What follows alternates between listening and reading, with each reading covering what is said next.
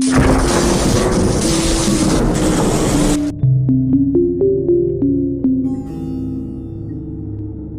Vanishing Hill. High in the misty, isolated mountains of Scotland lies a place locals call the Vanishing Hill.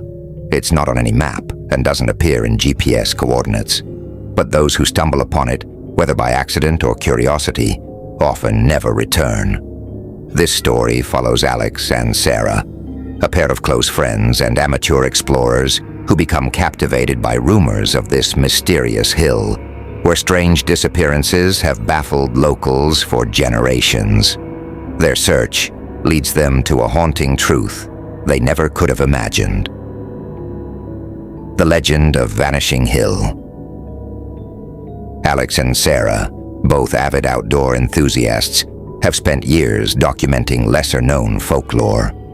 One evening in a small village pub near the Scottish Highlands, they overhear a group of locals talking in hushed tones about a place called Vanishing Hill. Intrigued, they ask about it, but the villagers are hesitant to speak, only telling them, once you see it, it sees you too. The bartender, a grizzled old man named Hugh, eventually relents and tells them that people have been disappearing on that hill for decades. Some say they hear whispers in the fog. Others describe seeing figures of long-lost loved ones calling them deeper into the woods. But no one who enters the thick mist ever comes back. Against Hugh's warnings, Alex and Sarah decide they need to see it for themselves. The journey to the hill. Armed with their cameras, a compass, and some basic gear, Alex and Sarah set off the next morning. They trek up the steep mountain trail, mist gathering thickly around them as they climb. At first, everything seems fine, the fog merely a nuisance. But soon the atmosphere grows dense and silent. Even the birds have stopped singing. As they walk, they start seeing strange symbols carved into trees and rocks. The markings appear old, possibly ancient, and give them an eerie feeling of being watched. The forest feels darker, and Alex comments that it seems they're going in circles despite following their compass. Sarah brushes it off, trying to stay upbeat, but Alex is visibly unnerved. The mist and the voices around noon, they arrive at a plateau shrouded in thick, unnatural fog. Here they find a small, run-down cabin, the door creaking in the wind. It's eerily quiet. Alex suggests they take shelter inside, but as they approach, they both hear a faint whispering, someone calling their names. Confused and a little shaken, they decide to ignore the cabin and press on. But as they do, the whispers grow louder, accompanied by strange, distorted sounds, like footsteps shuffling through the mist. They turn around, expecting to see someone following, but there's nothing. Suddenly, Sarah's camera starts flickering on and off, capturing brief, blurry images of shadowy figures. The encounter. By late afternoon, they realize they're hopelessly lost. The fog has thickened to the point that they can't see more than a few feet ahead. Panic begins to set in, especially when Sarah, scanning her surroundings, sees a figure up ahead, a person standing motionless in the fog, facing away from them. Alex calls out, but there's no answer. They approach cautiously, but as they get closer, the figure slowly fades away into the mist.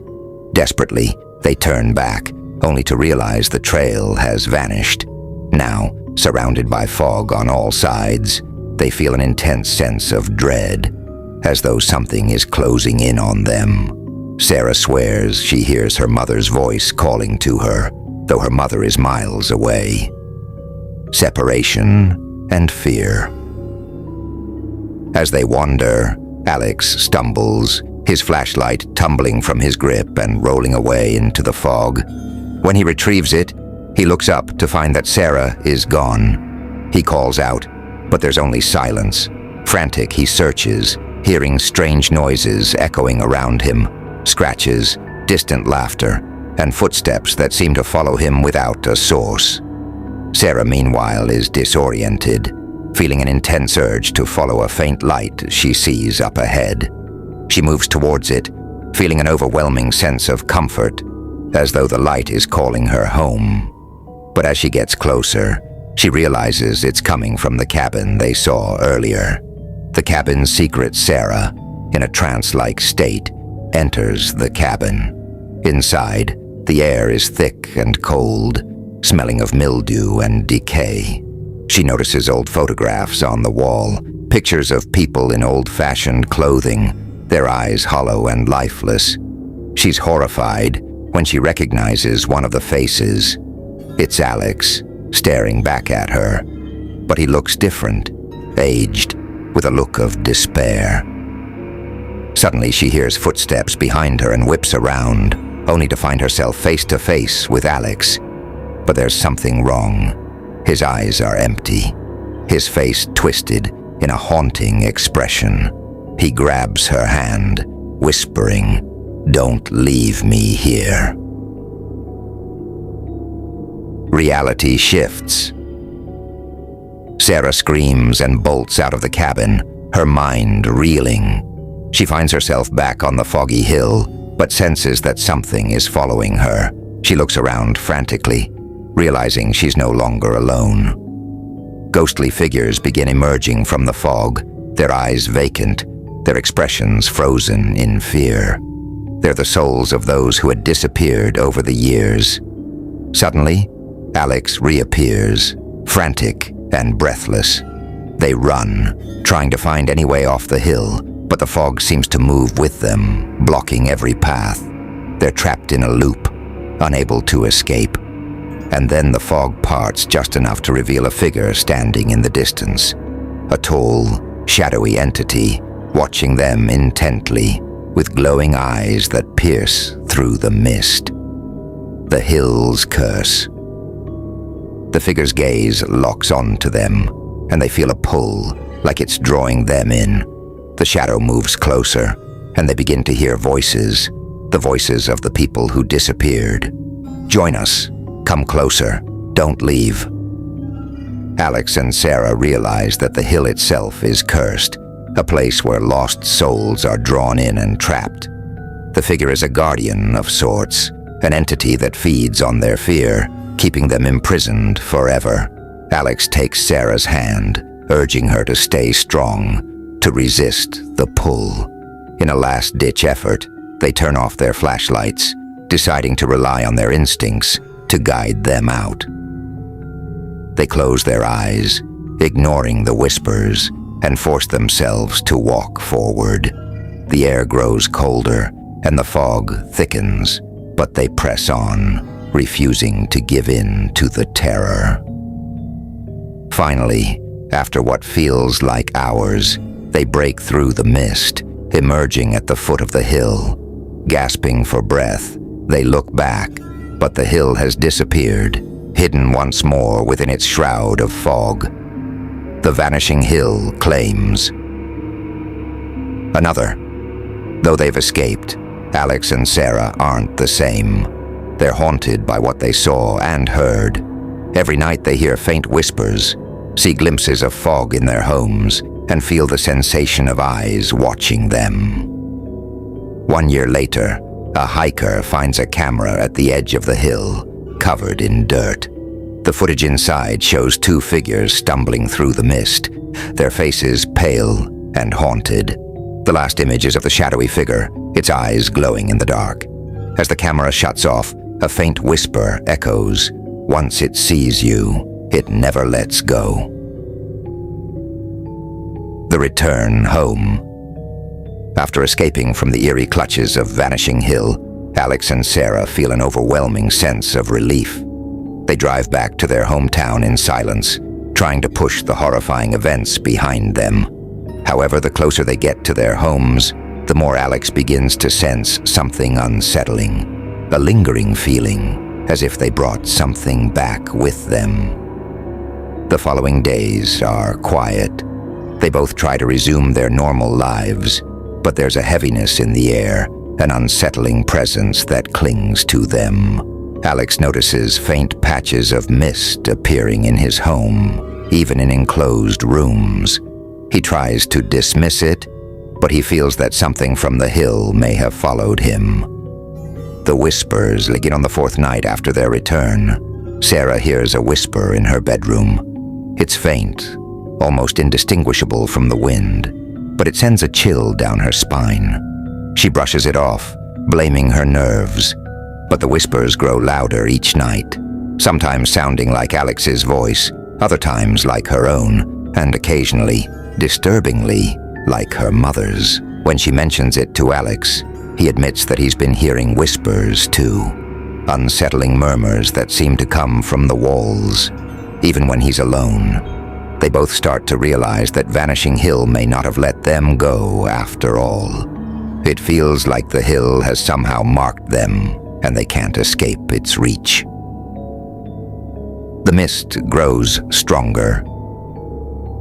Days later, Alex wakes up to find his room filled with a dense fog, just like on Vanishing Hill.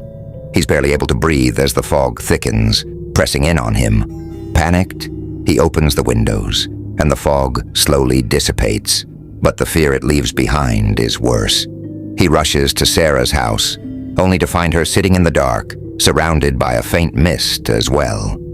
She tells him that she's seen figures in her home, shadowy apparitions that linger in the corners, watching her silently.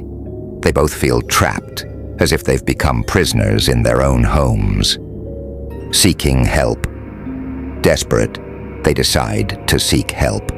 They return to the village near Vanishing Hill and find Hugh, the old bartender who had warned them. When they tell him what's happening, his face pales, and he explains a terrifying truth. He tells them that Vanishing Hill has a curse, a strange pull that doesn't just trap souls on the hill, but can also attach itself to anyone who dares to visit. Once it has marked you, it follows you, feeding on your fear and pulling you back until you're lost forever. Hugh warns them that they only have two choices: return to the hill to break the connection, or leave, letting it claim them slowly, no matter where they go. The decision. Despite their terror, Alex and Sarah decide they have to go back to Vanishing Hill. They can't live in fear, knowing that it's only a matter of time before they're completely overtaken by the haunting. They gather their equipment, say their goodbyes, and make their way back to the isolated mountain, knowing this time there might be no escape. The journey feels darker, heavier. The hill seems to know they're coming, and the fog starts building around them long before they reach the base. As they approach the area, they hear the same whispers, now louder, almost guiding them up the trail. The ritual of release. Once at the hill, they're greeted by thick mist and the overwhelming feeling of eyes watching them from the shadows. Remembering the strange symbols they had seen on the trees and rocks, they decide to recreate the markings, hoping it will break the hill's hold on them. They carve the symbols into the ground, chanting words they had found in old village records about the hill. But as they do, the shadows grow stronger, swirling around them, and the mist thickens, nearly suffocating them. Suddenly, the tall, shadowy figure from their last visit emerges, its eyes glowing a terrifying, cold blue. It raises a hand, and they both feel an unbearable pressure, as if the hill itself is trying to consume them. They realize they must face the figure to break free. Confronting the entity. Summoning their last ounce of courage, Alex steps forward and confronts the figure. He shouts at it, demanding to be set free. The entity only stares, its hollow eyes reflecting his own fear back at him. Sarah joins him, repeating the words from the ritual, demanding release. For a moment, silence fills the air. The shadow stands motionless. Then, in a low, rumbling voice, it finally speaks. "You came to me. You cannot leave unless you give what was taken." They realize it wants a sacrifice, a part of them that it can hold on to forever. Desperate, they each take a lock of hair, placing it at the base of the figure, hoping this will satisfy it. The shadow figure looks down, as if considering their offering, and then slowly, it fades back into the mist. The hauntings end. As the entity disappears, the mist around them clears, and for the first time they see the hill as it truly is, empty, silent, and eerily peaceful. They feel the weight of its curse lift, though a sense of sadness lingers. They know they've left a piece of themselves on Vanishing Hill. Returning to the village, they realize the whispers and apparitions are gone. They're finally free, but they're also forever changed. Even miles away, whenever they close their eyes, they see glimpses of the shadow figure watching them from afar. The hill remains. Months later, back at home, Alex and Sarah each begin having the same dream. They're standing at the edge of Vanishing Hill, hearing whispers calling them back. They've escaped, but they know the hill's reach is endless, and one day, it might call them back for good.